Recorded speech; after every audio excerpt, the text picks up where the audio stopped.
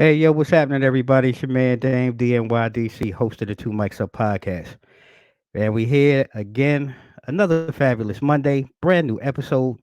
And today's episode, I think is really important to have and really discuss because I think a lot of times on a national level, we think about these things, when it comes election time, you know, or when a tragedy happens, George Floyd and Ahmaud Arbery. We look at all of the social injustices, inequality, and a lot of times we pour all of that out on a national level. But I think a lot of times we miss the mark really when it should be more on a local level, on a community based level. And today I have two guests that I'm going to go ahead and bring on that's joining us today. And they are really doing some great work in the community.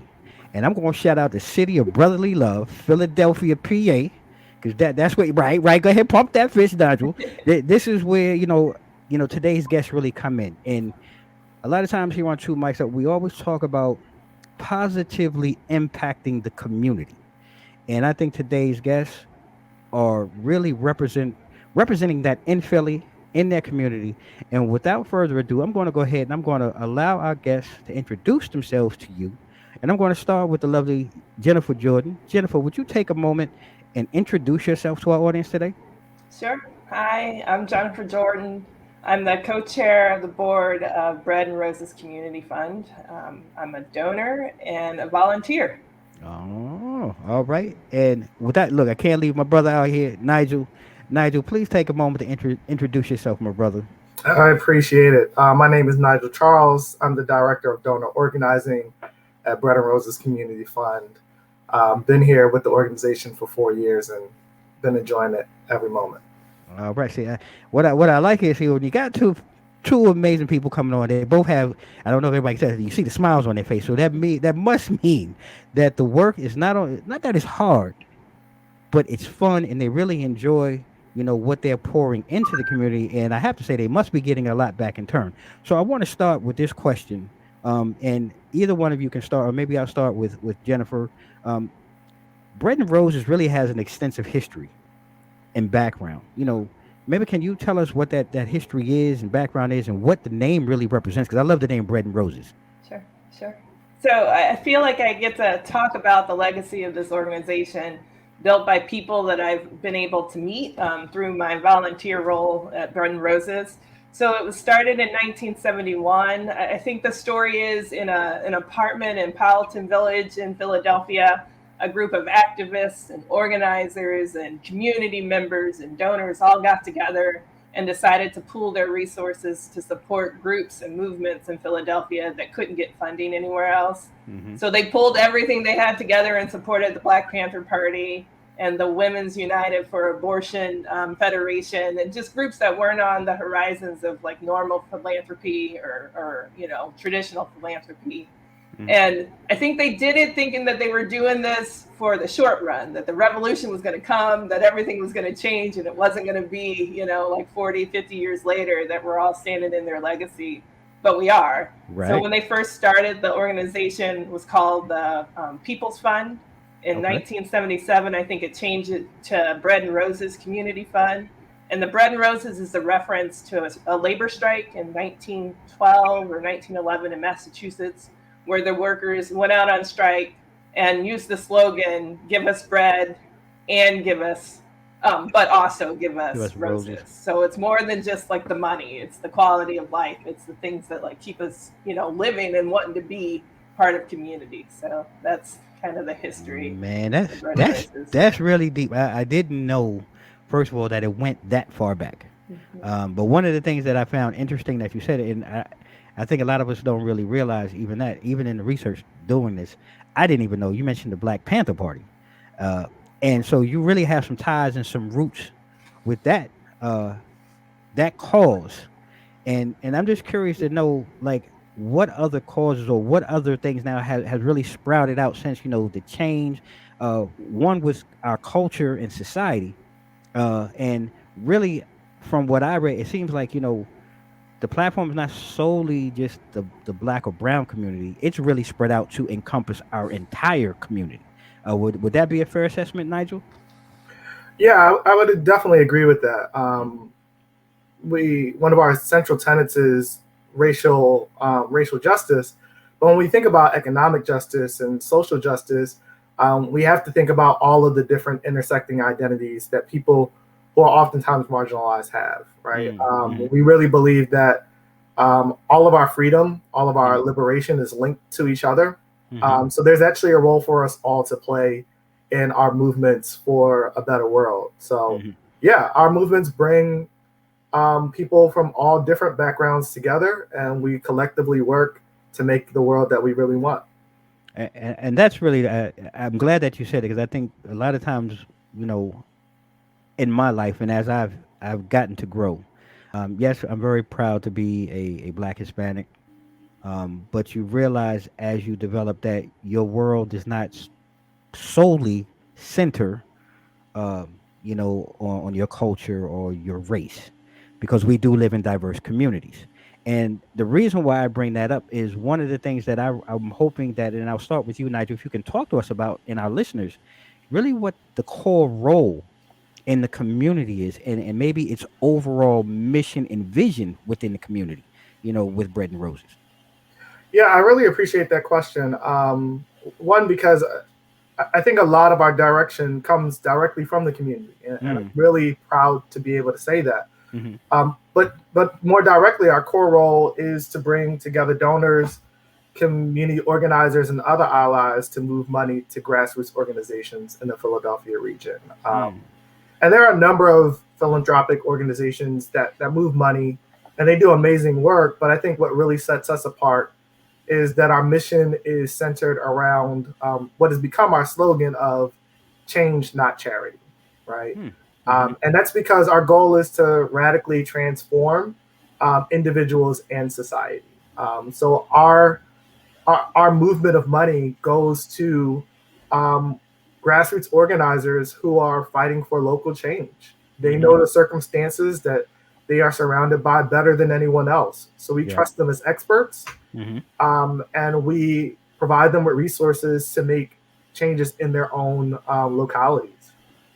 And that's key too. I think when we talk about grassroots organizations, and Jennifer, if you could, maybe can you talk about, in the greater Philadelphia area that, where you guys are, like who are some of the grassroots organizations that maybe have been involved with Bread and Roses, and how you guys have worked to channel resources, or what that process looks like, when a organization is trying to move the needle on something and they reach out, like how does that interaction play? I think I'll give some thoughts on it. Thanks for the question. And Mhm. Nigel, you jump in too. Okay. Um, I think that, so one of the gifts of Philadelphia that I feel like Bread and Roses pours into every year is a wealth of knowledge on the ground in Philly about how to build a movement, how to Okay. make change. Mm, I'm not a Philly native, but I'm a Philly transplant. And it's that sort of uh, sense of agency that keeps me here, to okay. be in a community that's like, oh, we have a vision for what our lives should look like. We have a Mm-hmm. vision for what our community should look like, and we know how to go about building it. I think Mm-hmm. is unique. Mm-hmm. So we've got so many organizations across the city in different levels of like development, right? Some that are just starting. Mm-hmm. Come to us and get money through our future fund or some of the smaller grants, and it's seed money. It helps a Mm, group go from just a couple of people involved to like, holding their first event to get more people involved. And then right. we've got organizations who have been in Philly for 30, 40, 50 years, still like moving the needle on the same set of issues. So we've Mm-hmm. got a real wide variety of ways that we can engage with groups. And it's mostly through sending them money and grants and providing some technical expertise if they need some to be able to connect and kind of amplify their work. Um, Yeah. so that's kind of our role in the sort of way that we support. I call it an infrastructure. I don't know, Nigel, if you use that term. It takes like bodies and people and things to get stuff done and to push for change. And I think that But that's why it's exciting to be at I Bread and Roses. I like what you said there, because infrastructure, and that's really key too, because you two are somewhat coming from different ends of the infrastructure, if you will. And if you could, then, and I'll start with you, Nigel. Maybe can you touch on what your role or the specifics of your role and how that plays within the infrastructure of Bread and Roses? Yeah, I feel really honored to be in the position that I am, because I get to support different levels of infrastructure in the movement. Mm-hmm. So my role, as director of donor organizing in Bread and Roses, oftentimes I serve as an access point for Mm-hmm. community members who want to get more involved in the work of social justice. Mm-hmm. And that takes a number of different forms. The program that I run is called the Giving Project, and the Giving Project is really an innovative model for community building, political education, learning, fundraising, and decision making, all of those things that we bring people of diverse backgrounds into together. These people spend 6 months together. Jennifer actually did one of these projects. It's pretty The first amazing. project that I facilitated, Jennifer was part of it. Yeah. And they spend 6 months together really building community, learning about the issues that communities face. Then they actually give financially, they fundraise their communities, and then they make the decisions on what organizations will actually get those funds. Wow. And what I really appreciate about that is that it builds the skills of those who are in the project, Mm-hmm. but it also provides the financial support that organizations need, local grassroots movements need, so that they can build up their infrastructure as well, right? Right. So we're able to support those movements and be able to, in many cases, put more people in places where they can become part of those movements, Yeah. Yep. or continue to fund individually those movements as well. Mhm. So it's really all encompassing, and I really feel fortunate to be part of this work. I love it. And not to, before Jennifer, dives in, I want, you probably find a lot of tomorrow's leaders though, uh, through that type of project and program. And you find that because now they have a better understanding and a learning, you find that they do so much more in the community for Philadelphia. And I think that's an awesome program. And I say that because I see Jennifer smiling. Was she part of that program? But could that be why you continued on and stayed where you are or moved to within your role of the company? Or were you already set in your role and you just wanted to be a part?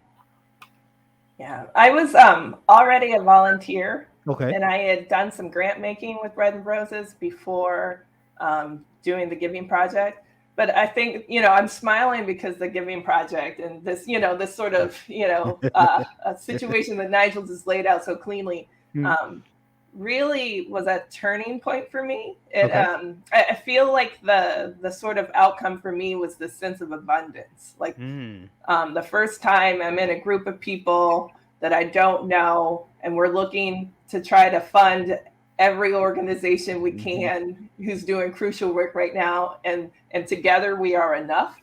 Together we raise enough money. Together we donate enough money to do what we set out to do. And I think that is like a fundamentally different position to be in, right? Mhm. Especially for communities of color, to feel like you Yeah. have what you need to get stuff done. So true. And I think that's kind of what the Giving Project kind of creates the table for. So Yeah, that's dope. I can't tell you like I'm not even a part of it, but I got like little chills. Just stay there. I'm looking at both of you smile and your interaction, and that energy, man, is really it's infectious. And I don't care who's listening. If you're watching this, if you don't feel it, then I don't know. Maybe something wrong with me, or there's something wrong with you because it's really infectious. But it also leads me though to want to ask though because your energy behind community organizing like and whichever one of you want to jump in first, just throw your hands up. But why is it really so important? Because I think a lot of us don't really understand it on a local level. Like I said, when something horrible happens, it seems like we all want to jump out on a national level. But Bread and Roses seems like it's right there in that pocket. Like this has to happen like right now here in our community first. And why is that so important? And Jennifer, I'll let you. Let's go with you, okay, Jennifer. all right. I think that if you look at things that have mattered and actually moved the needle and changed, like all of those things have come from people on the ground, like demanding things, right? Like I think that there's a way that we often take this kind of skewed vision of history that they're like singular leaders and they're like public policy and all of those things. But like underneath all of that is a lot of community struggle and collective action. And I love that Bread and Roses acknowledges that with how we fund groups. Like we acknowledge that change happens through collective action and collective struggle. And Nigel, I don't want to leave you out on that. You know, is there anything you want to add? Yeah, I think part of it is that we really believe that we can have a better world, right? Wow. And we believe that to have a better world, we need people who understand the circumstances that they're in to be leaders in that work. And that's what community organizing does. Our government, our politicians would say that they're trying to make things better, but they're the ones who are oftentimes defining what better is, right? So we need to take that definition and put it into the hands of people who live in these communities. Because it's actually my personal belief that our country is actually pretty organized, right? If I look at where someone is born, their race, their age, their class background, I can oftentimes figure out their trajectory in life, right? So to me, that's actually pretty organized as a society. But who is it organized for, right? It's not actually often organized for our communities. But when our communities come together and they name the things and they build power and they actually demand particular things, that's where we see the changes actually happen that make that better world, not just a vision, but something that actually becomes a reality for us. So we really believe that those who are most impacted by issues should be the leaders in deciding what happens in their communities. And oftentimes that bubbles up to the national scene because someone sees it. They're like, it worked. We can do it as well. We saw communities rise up. That means my community can rise up in the same way. So then I have to ask too, because I like that not the narrative but the description that you gave. And since you both have been involved, have you seen some actions or actions that you've been involved with, like you say, bubble up locally in the greater Philadelphia area that became, started as a movement but kind of turned into an action that gave something factual that you or tangible that you've seen come through Bread and Roses or in association with Bread and Roses? And Jennifer, you're nodding. I'll go ahead and I'll start with you. I don't know. There's so many, right? Oh, okay. So many That's ways. great. That's great. that's why I'm here, because people win in Philly. That's great. Let's see.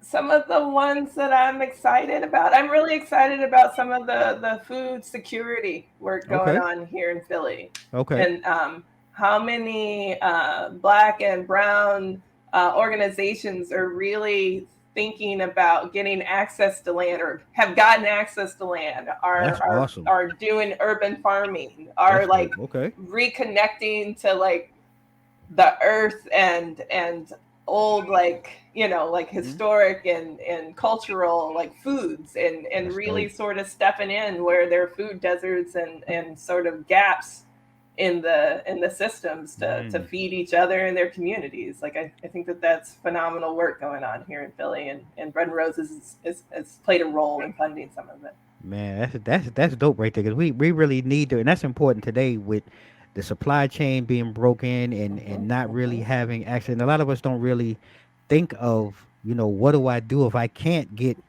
my food?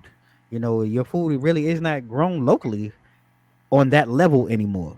So like you said, if that's something that's happening there, that's really dope. And I think that's how many of our communities need to get back to that and figuring out how to farm communally, because the way things are looking, not just because of this pandemic, when we come out of it, who knows what's going to happen. And Nigel, is there a story or a program or something that you'd like to share? Yeah, I'd love to just think about the group. There's a number of organizations that work in the criminal justice system. And that's just important to name because how much it impacts Black and Brown communities across the country. But these groups' work has really pushed the envelope on what was thought as possible in many ways. As the pandemic set in, number of these groups talked about the conditions that people who are in jail face and how their health was in real jeopardy. And that these were actually like conditions that existed before, but had really been able to come to the spotlight now. So I saw an article the other day. I think it was on one of those big national things about how Philadelphia police will no longer stop drivers for like low-level offense type things because the history of targeting and racial profiling that happens with that. And while the headline was pretty like, oh, great, Philadelphia spotlighted for that, I think what it missed was the amount of work that these small local grassroots organizations have done to push our district attorney, to push our police force, to push our entire city, to recognize that our criminal justice system is really a criminal injustice system. Right. Well said. Well said. And that it is I'm tempted to say broken. No, well, you don't have to. I'd be happy to say that it's broken because I don't care how you look at it. It's uneven if you want to call it. Uneven is broke to me. It's broken. I struggle with saying it's broken in that I also feel like it is doing what it's designed to do. Yeah. Okay, exactly. Now that's a better way to make it clear for everyone because when it's broken for us in the Black and brown community. Now, for our counterparts, who may tune in and watch this, and this is not to, we're talking race here. It is uneven when some of them may feel more comfortable with saying it's uneven. Absolutely. Okay. I think the words matter to me, but not as much as like the actions that we put behind it and correcting it, right? More important. And there are grassroots community. I mean, some of these organizations are made up of 3 people, and they are pushing policy, right? So sometimes we forget that, like, when the district attorney comes out with this, like, really awesome initiative that everyone celebrates, that oftentimes that's verbatim from these local grassroots community organizations. And they don't get named in that process, but they are the ones who are really doing that work. Nigel, thank you. Thank you so much for bringing that up, because I feel like there's this way that, the outside world catches the headline and it's the DA's name all over it. But the fact that, like, we have the elected officials we have is because of the work of these groups. And they're groups with lived experience, right? Like, they're folks who know the criminal justice system inside and out that are making the changes. Look here. Ladies and gentlemen, if you are just tuning in to today's conversation, all I would say is this: you need to go back to the beginning.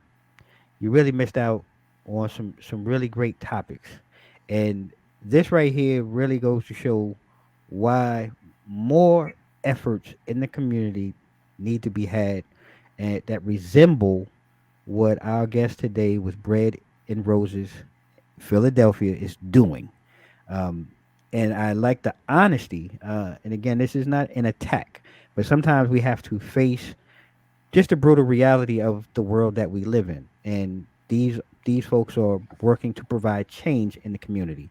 And we're going to take a pause for the cause, but when we come back, we were talking about the justice system and things like that. And coming back from the break, I just want to touch on, some of the other movements for justice that Bread and Roses works with, and maybe I believe there's a grant fund that I'd like to talk about. So ladies and gentlemen, just stay tuned as we take a quick commercial break. Want to shout out our sponsors, and we'll be right back in a second.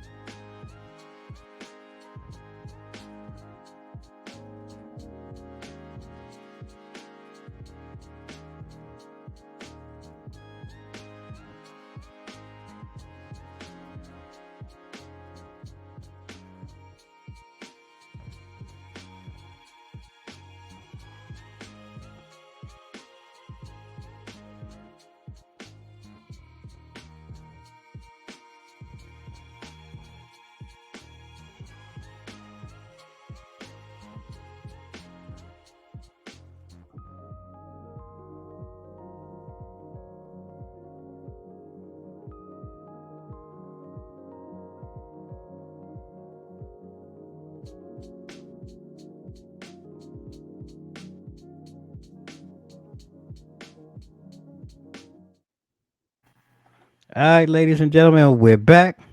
Second half of today's conversation with our friends Nigel Charles, Jennifer Jordan of Bread and Roses.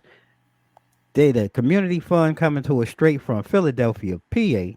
And we were talking about uh, you know, social justice, the justice system, and all of those things, before we came into the break. And coming back, I just want to ask, and I'm start with you, Jennifer. Maybe you can speak to um some of the movements that are supported by Bread and Roses. And I want to say, please tell me, okay, you have like a grantees fund that's also offered through Bread and Roses. If maybe you can speak to that, to our audience as well.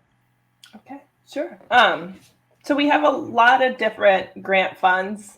Nigel can run you through each of the mechanics of all of them. But Okay. I can tell you that so far this year in 2021, we've given out grants to 137 groups here in Philadelphia, Ooh, a wow. total of $1.3 million, which is Wow. amazing. Wow. Yes, that's huge, y'all. That's amazing right there. Okay. Yeah, Wow. yeah, it's really exciting, and I'd say that a lot of that expansion happened during COVID. Like last year was Wow. phenomenal. Wow. Yeah, And yeah, so that not like you want to say something positive from the pandemic happened, but that is really huge. And if I can ask, like, I don't want to get into all of the numbers, but in relation to, let's say, prior to the pandemic, was that a number or an amount that had been regularly attainable, or no? Yeah, okay, man. Look here, mhm. kudos to you all. And Jennifer, you mentioned, so Nigel can speak a little bit more to the mechanics and the different types of funds and things like that. And I'm just going to transition into that now because right now my mind is blown with 1.3. But let's really get into the mechanics of it, brother. Yeah, touching on what Jennifer lifted up and the amount that we were able to give out, it's important to know that in all of our funds, we raise every single dollar that goes out, right? We raise every Wow. dollar that comes, all the dollars come from our community that go out in our grant funds. Wow. Um, so I think also connecting it to community organizing, when our systems failed, Mhm. Mm. during the pandemic, I think people really recognized the value of community organizing, and they looked to us as a place where their dollars could go, and we could Wow. move those to organizations that were building local systems. We literally Mm. saw organizations build food systems because there was no access to food in their community. So, um, in all of our grant programs, we are raising every dollar that goes out. We don't sit on, a pile of cash that we just like segment out. So we're happy for our community. And one of those opportunities for community members to get involved in Philadelphia is the Giving Project, which I mentioned briefly before. Hmm. And in that program, again, we're bringing people together from diverse backgrounds who oftentimes don't know each other. They Mm. work together, and we're going to teach them how to become donor organizers, which means we're going to teach them how to move into their own communities and raise the funds for things that are important to that community. And then we also empower them to be decision makers, right? To Mm. actually look at the applications that we bring in. We have applications for each one of our funds that goes out, and to evaluate those applications and make the decisions for themselves. And we're just guiding the community in this, but they're leading the way in all of our different grant programs. I did want Jennifer to talk about a few of the special ones that we had in the last year, because Yes. they were just really touching moments for me that we were able to support Okay. in different ways. Yeah, Not a problem. yeah. Go ahead. Let's go, Jennifer. Let's get it. Let's get it. So I'll start with the Solidarity Fund Okay. that started just a few weeks after COVID, after the lockdown started Hmm. here in Philly. And I remember, like, on the board, like, wondering where we were headed, Hmm. how long we were going to be in lockdown, but recognizing the need to respond. Like, our Mm. grantees and our communities were out there trying to build solutions to fit into the gap. People were at home, people didn't Right. have what they need, and Right. folks were figuring out how to make it happen on the ground. And we figured out how to get money Hmm. to them. And it was amazing. Like, donors, some of which we had never touched before, donating funds to support groups in the beginning and throughout the COVID pandemic. So we had, what is it, Nigel? 82, I think, different groups that were funded through the Solidarity Ooh, Fund. And wow, it was a 82. super short application process. You had to tell us your name and that you needed the funds, and the funds came out the door. So it was really great to Wow, see us be able to be as responsive as we could be, to man. our communities, and the community to like donate funds to help, flow through and move money to the streets as fast. We were faster than the federal government. I'm just Hey, I was just going to say, look here, yo was faster than the feds for sure. Cause man, I'm that sorry. it sounds like within minutes. Okay, yep, poop, snap, approved, get it out the door. I mean, I Yeah. love it, and like I said, I hate. You never want to be. Well, I shouldn't say you don't want to. You're pleasantly surprised when things really turn sour, and your community really steps up to the plate Mhm. and really shines and really shows that there is power in people. We're not really, sometimes when you look at the news and social media, there's always this negative thing or negativity going around. But to hear 1.3, you turn around 80, 80 plus projects, or I mean, that's just, my head wants to explode because you really don't see or hear about this uh, on any mainstream Yeah. outlet. And kudos to you all. And it just makes me also want to ask too, I have the pleasure of talking to you both, but when you talk about community, like, what does Bread and Roses, what does the entire team look like? Is it diverse like the community itself? Is it really broken up across sections of how our community looks? Because I think that's really important too to see, and really for us to understand. You too are working with people who look different than you, who come from different backgrounds than you. And is that pretty much the makeup of the collective there? I'd say, yeah, Mm, Nigel, and I think it's almost the strength of it. Like I feel like it takes, everyone's capacity. Like, mm, the giving projects that Nigel talks about are deliberately cross race, cross class, cross perfect. age, Mm-hmm. engagements, Mm. just because that's what it takes to get the job done, to move money. And I think And, they're all changed because of those sort of deliberate, diversity. and that's really what I wanted to get across. And those are deliberate diversity. It's a very uh, appropriate title, because I think a lot of times, like I said, we're so divided that we don't really take time to really see that these things do work, and you really need it in today's world.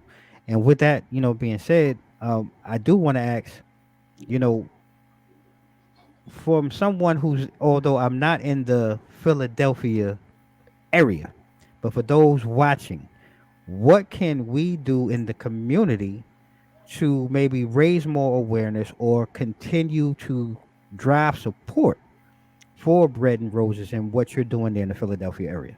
And Nigel, I'll start with you.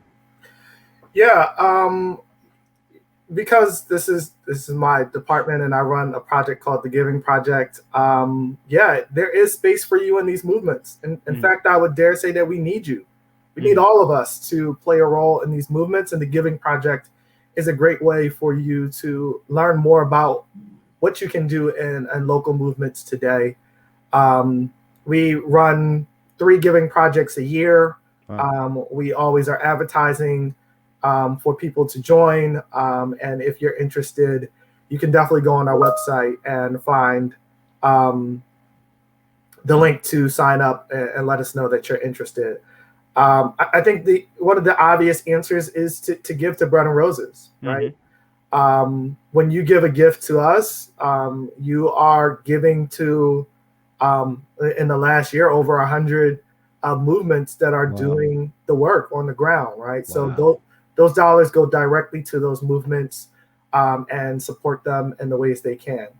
I would also say, just there's a movement around you, right? I know you're not in Philadelphia, but when movements around you win, we Mm-hmm. win as well, right? Yep. We are all connected, and there's some support that you can give wherever you are, right? Mm-hmm. So get in touch with those movements that are happening around you, support them in whichever ways, financially, with your time, with your energy, your thoughts, all of those things are things that I think anyone can do to support Bread and Roses.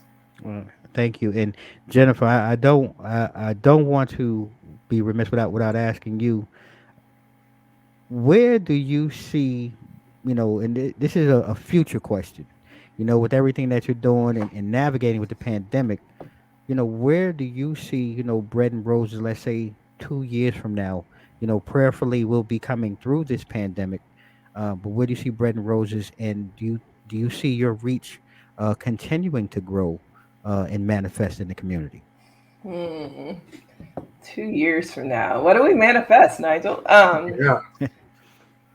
So I think that what I've seen Bread and Roses be amazing at during the pandemic is being flexible and Mm, nimble and mm-hmm, like trusting groups led by folks most impacted to have mm-hmm, a vision, to have a way to make change. mm-hmm. I wanted to talk about this earlier. One of our other big funds during COVID was the Black Liberation Now Fund, Okay. which we started right after George Floyd was murdered. And Mm-hmm. I felt like it was at a time when lots of other organizations were writing these really flowery statements about their, like pledge to anti-blackness and all the things that we're going to do. Mm-hmm. And I don't know that we actually even got a statement out. We just moved $500,000 to Black-led, Black-centered groups here in Philly who were Wow. working for change. Wow. And I think that like I want to see Bread and Roses convince everybody to do the same thing. Just to stop talking, to move your money, to write the check, and to Hey, let people who know what they're doing lead, that's because they're going to mhm. lead us into the world that we want to be in. Mm. Um, Well, look, that's a so real manifestation right there. Cause look here, put it out there, and I agree with you. When you can do something like that, like you said, no statement, no nothing, and the money was out the door, and things were being done or put into the hands of those who can help drive that change. I think that's huge right there within itself. That's a manifestation right there. That's what I got from it. And if you can continuously do things on that level, I could imagine what 2 years would look like for Bread and Roses. I mean, that it's a lot to be said and commended uh, to both of you, the work that you're doing within the organization. I want to commend the organization itself as a whole, because these things, like I said, are rarely talked about. They're even far more less seen on the scene.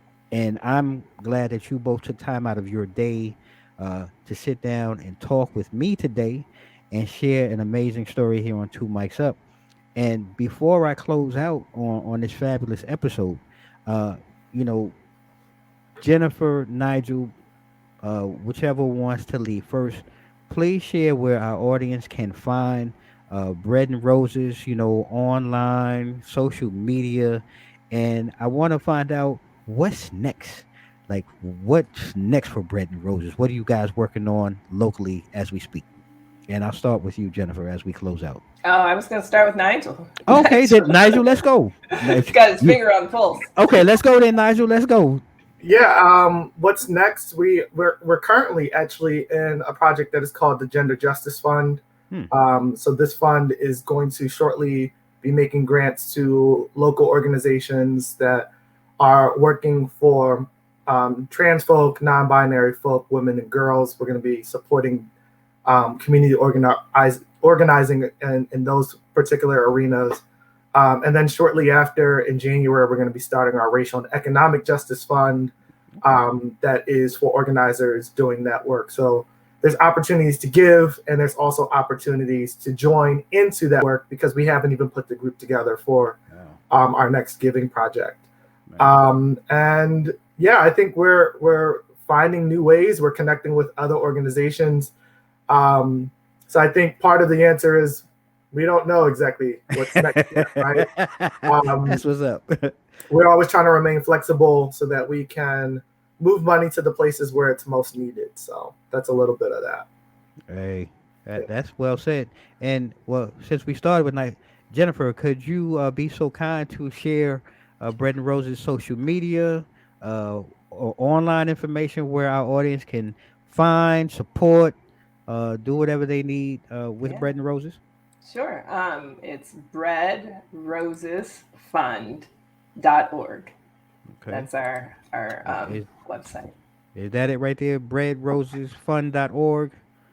Yep. Yes. Yep. Okay. So I'm gonna let that sit there, ladies and gentlemen.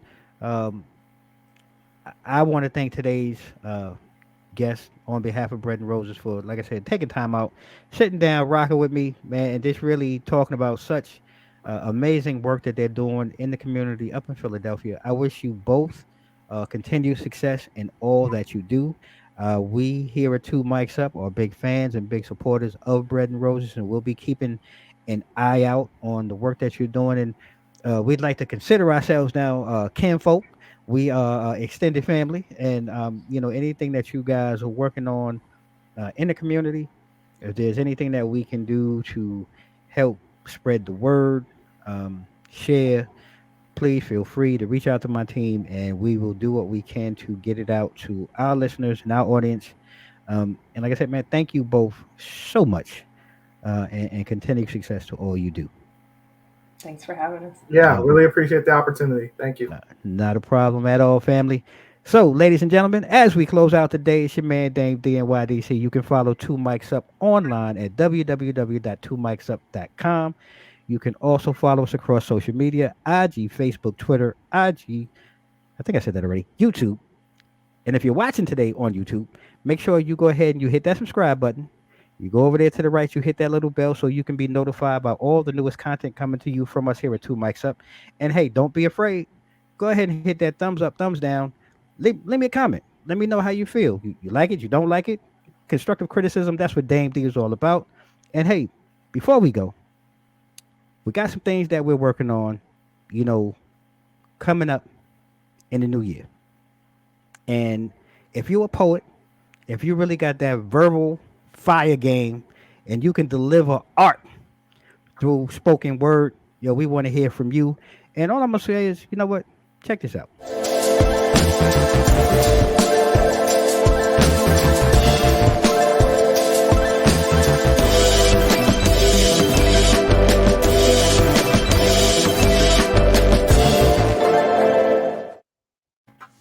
All right, so you saw it here. Poets and Vibes 2022 cash cash grand prize trophy, Two Mics Up merch.